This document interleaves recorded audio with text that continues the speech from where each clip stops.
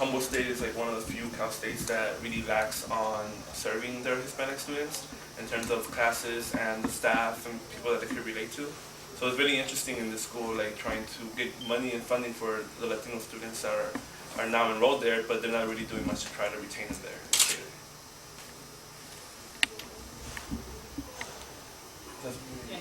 So when I was hearing, so I'm a faculty ally, and so when I was hearing the way that they're organizing, we came up with this wheel, and of course it's lacking and it's a work in process. So this will grow, this will change, right? So they started. So part of organizing is you start with dialogue, and you know, what are the problems our communities are facing, how can we try to address them, and then we do a needs assessment, research, talk to people, is it true what we're feeling, is it true the things that we think are happening in our campus, and get people that agree to build your student group. And part of building your student group is you need to educate, and you need to educate yourself, and you need to educate the community.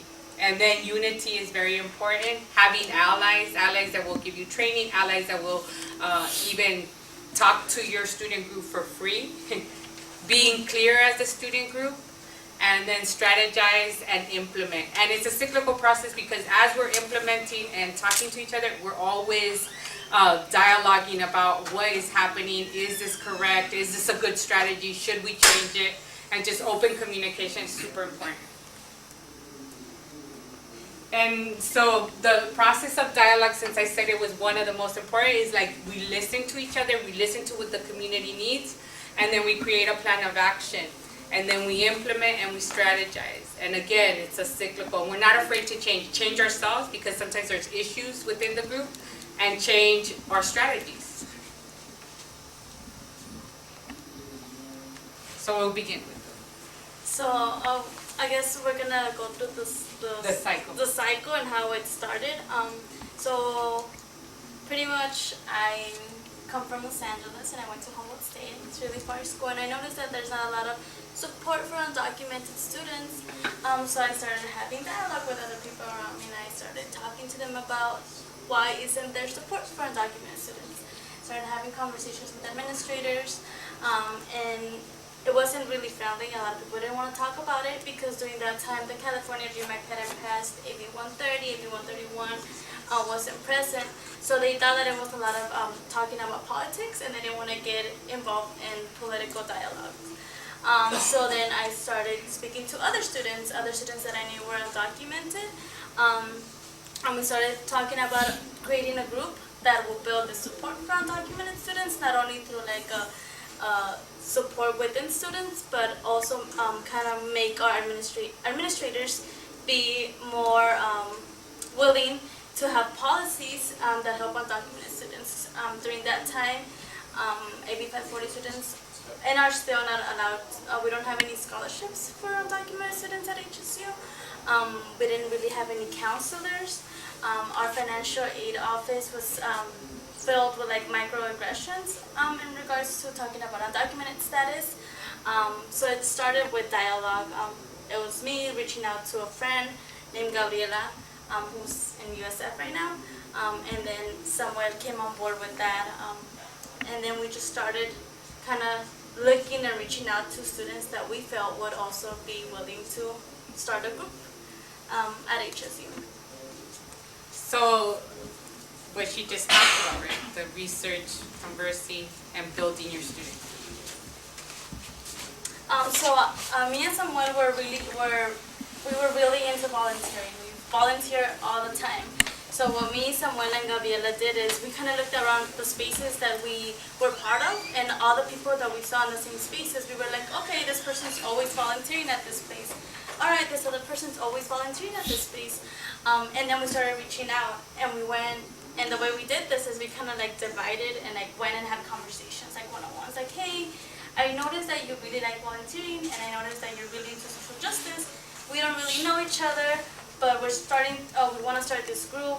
And sometimes as faculty, they are also like looking out for their own position. They don't want to get in trouble with their, administrators. They don't want to get in trouble with their supervisors.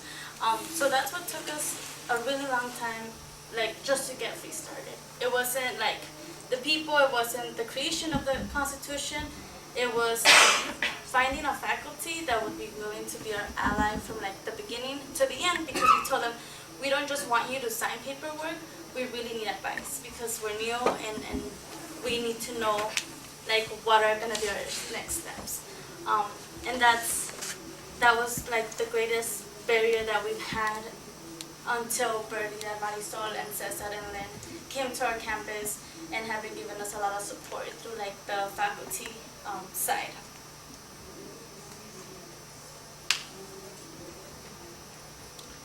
Oh yeah, sorry. And just to go back on what she just was talking about, as educators, I feel, being educators, I feel that it's very essential to be very strong, active allies amongst your students. And by that, just like trying to, raise those questions of what is the need that this school lacks on that students need, and like how can you be able to gather your students together and try to have those conversations and dialogues that they could form a group and try to do something to change about it. And what helped us out a lot is that even though it does took us a long time to find advisors, but we did have faculty that would try to offer us space like within their apartment houses and stuff like that we could just meet up in. So really just trying to see how involved your students are and like trying to keep them as involved as they can by throwing them like resources and like information on like what this school is lacking, and something could spark within the students themselves. So something we did was when we had our first retreat as a group, we used that as a space to educate ourselves, and we opened it up to, it was open to all members to like host a workshop or like educate each other about something that we don't know. And one of our members decided to do it on the Young Lords and their platform, and that's how F.R.E.E. kind of got more organized, because we decided to have a platform, create our own platform, and everybody got to say on it, and we got to dialogue on that. And that's where we strategized on what we really wanted to, F.R.E.E. to stand for, and what we wanted, what change we wanted at HSU, Humboldt State University. And the thing about like our members is that a lot of us are very critical of our educational system that we're part of right now, and the thing is that Young Lords, none of us had learned about the Young Lords at HSU, not even through our general ed classes, not even through high school or middle school, so the word the Young Lords was really new to us. We heard of the Black Panthers, and it's just like heard, right? And then we heard about the Young Lords, but we didn't know anything about it.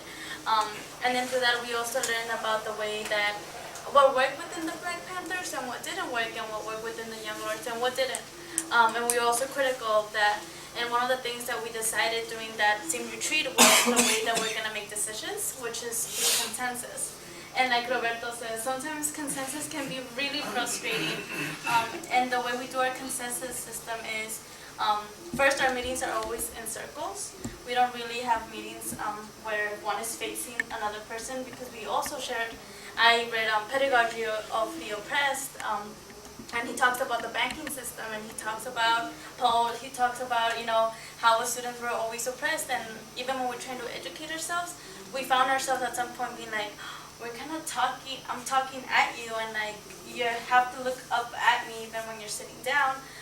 So we do circle basis when we have dialogues. Our meetings are circle based, and our decisions are through consensus. So consensus is, we use the thumbs method. I don't know if anyone's familiar with it, but it's if someone's gonna propose something, so it's, and make sure that we do it in a form where we're not like demanding or making someone an immigration attorney is 8 hours away. Folks don't have the money to travel to Santa Barbara for an attorney, yet alone to afford an attorney and to stay in Santa Barbara. So what we did is we hosted DACA clinics. Santa Rosa, I'm sorry. Santa Rosa, 8 hours away. So for our cheerleader training, myself, Samuel, and Jocelyn trained our F.R.E.E. members. Then it was more of us who were trained in DACA, and then we did DACA clinics. We reached out to One Justice, which it's a great organization that has something called the Justice Bus that they travel to rural areas, and it's like a bus full of pro bono lawyers and law students, and they did immigration advice for free. So while we did the DACA clinics, we hosted three different DACA clinics. Then by the time the attorneys came, their paperwork was ready, and it was pretty much just like reviewed and like whether or not it was ready. So those are the allies we created in order to give our community the support that it needed, not only our students, but our community outside of HSU, which is a large population of undocumented folks who are farmers, who are also being exploited through their bosses. So that's how we also connected to our community, or are still connecting to our community through going outside of HSU and remembering that there's a community outside of HSU. It's not only the students there, it's also the folks that have been there, that will be there, and making sure that they know that we want to support them as much as we can. Also, another resource that I wanted to bring up again is what Jennifer mentioned before, is bringing up keynote speakers to other universities, like in our case HSU. We brought up Miguel Zavala and Janet Hyder here from Fullerton to speak to our administrators and staff and to see what is it that they're missing, that they're not doing, that Fullerton's doing, with other CSUs are doing with grants and like scholarships and all that. And it's just very interesting seeing that, because you really get to see that as administrators and staff, like they won't really take students seriously into the terms of the things that we're trying to demand for, or even just the need that the school lacks on. And it's until we invite faculty or staff to go talk about that same issue, and just because they know the language and they know how to speak that same language, that academic sense of like what they're talking about, they know what they're talking about, like they get it, they're like, okay, yeah, we could do that, like just easy like that. And it took us like a year to try to like convince these staff and administrators to like have a support system for the undocumented students. So that's very critical to keep in mind when you're organizing as a student and like with student group as well. Oh, and also unity is something very important.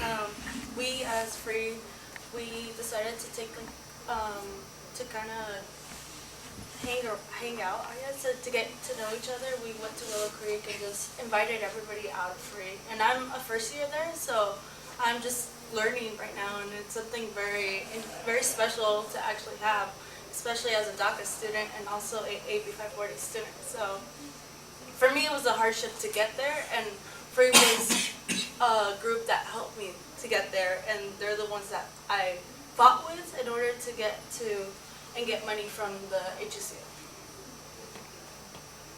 Another thing that is very special about F.R.E.E, that I like about F.R.E.E, is that we're very on the same page with one another as in terms as in members. We are very conscious about how we speak and what we're talking about. For an example, we charge every member each time when they use a non-gender inclusive word. So if we were to ever address a group as you guys, we would be forced to pay a small fee because that isn't gender inclusive language. And that's one thing that we're trying to do, is deconstruct this colonized whole way of thinking and respecting both male and female. And gender nonconformist. And gender nonconformist. And the small charge, if you're wondering, it goes to our scholarship that we all members fundraise through our own. So then it's good to say those words. Yeah, everybody here say those words so you can give us money. Sorry,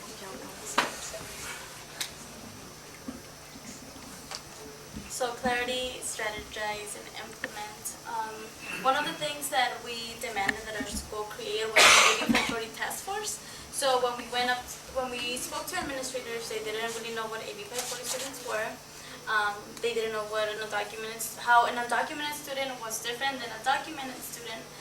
So we asked that if you don't have this information about your students, then maybe your staff and your faculty need to get trained.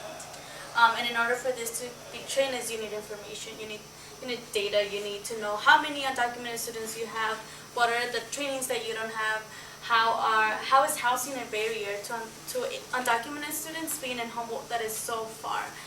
Why are students really hesitant to go to the financial aid office?